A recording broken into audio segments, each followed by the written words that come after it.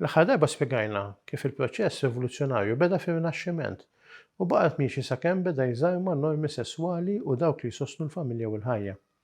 Illum ħanispjegaw kif dan il-proċess jimmanifesta ruħu u jaffettwa l-ħajja. Ir-rivoluzzjoni skont Plinio Corrêa de Oliveira. Ir-rivoluzzjoni hija universali. Infirxet ma' kullimkien, imma l-aktar mal-popli tal-Punent li xi darba kienu maqudin taħt il-Knisja Kattolika. Hija waħda bħal fjamma waħda li taħraq bosk sħiħ. Hija totali għax taffettwa kull strata tas-soċjetà. Hija dominanti u ma tittollerax minn ma jaqbilx magħha u hija proċessuali.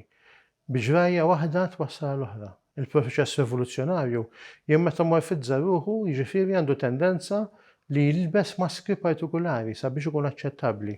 Mbagħad ma' żmien hekk kif in-nies jidraw il-bidla u jaċċettaw l-affarijiet li ma kinux aċċettabbli qabel, jimxi l-affarijiet aktar radikali.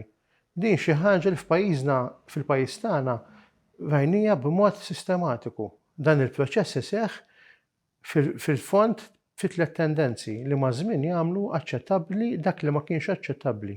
Dawn huma l-ewwel rivoluzzjoni fit-tendenzi. Il-bnedmin għadhom ġo fihom ġibda għal tendenzi diżordinati. Dawn ġejjin minn dak li San Pawlu sejjaħlu il-bniedem il-qadim li minkejja li ntrabaħ mis-salvazzjoni li ġab Kristu xorta għadu hemm fil-bnedmin jiġbdu lejn ħażen. Jekk ma jiġix immeżżan il-proċess rivoluzzjonarju fit-tendenzi jwassal biex il-ġibdi tal-ħażen jiġu ġustifikati fuq skala ta' soċjetà sħiħa.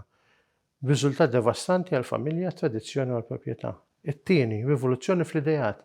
L-idejat huma maqsuma kollha l-istess, huma meqjusa skużawni kollha l-istess, mingħajr konsidrazzjoni ta' idejat mhux tajbin jew ħżiena. Ovvjament dan iwassal biex dak li hu ħażin gradwalment mhux biss jiddomina imma jiġi promoss u eventwalment jiddomina fuq it-tajjeb.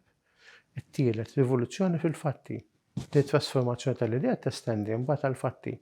Hawnhekk sew jekk b'mod imdemmi jew bla demm l-istituzzjonijiet il-liġijiet u d-żawwiet jiġu trasformati kemm fil-qasam reliġjuż u fis-soċjetà temporali. Pajjiżna huwa maħkum minn idejat rivoluzzjonarji, dan narawh fil-mod kif il-medja xxerret it-tendenzi u l-idejat antikristjani. Kif dawn l-idejat daħlu fl-edukazzjoni, kif il-klassi politika tillegalizza liġijiet antikristjani u mingħajr kważi reżistenza ta' xejn.